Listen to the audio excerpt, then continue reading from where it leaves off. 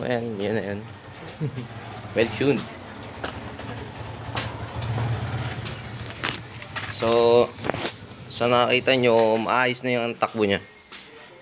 Yan naman dito. Ayos yung takbo niyan. Tapos, wala akong ginalaw sa carburetor, kundi puro ito lang. So, okay naman siya. 24 PK. PWK. So, ano bang brand to? Kalimutan ko. Keihin na Class A. Pagkadating kasi sa carburetor, pag bumili kayo ng bago, syempre titingnan nyo na muna yung CC, yung block nyo. Yun sa akin. Tapos kung ano yung compatible na carb. Hindi yung basta tayo bibili ng carb. Kasi yung inilagay na carb dito, 26 yata, 28. Kahit anong gawin kong pagkalikot dito, hindi siya maayos. Palaging malakas sa malakas sa gasolina, tapos ang pangit ng takbo, hagok ng hagok. Yun. Ito hindi.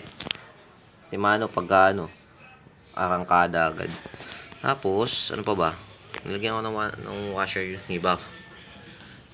Ayan, ito boost to Alam ko boost yung isang naglalabas ng gasolina sa may part na to.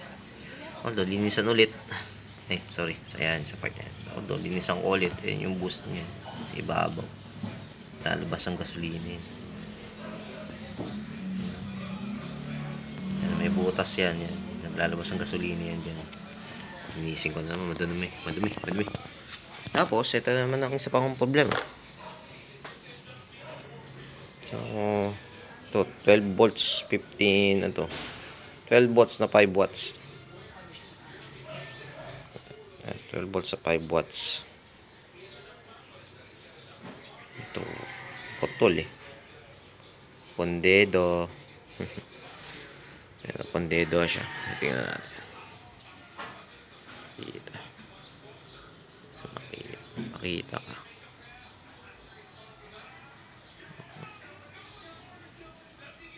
Basta pondedo to. Putol na wire sa loob Sige.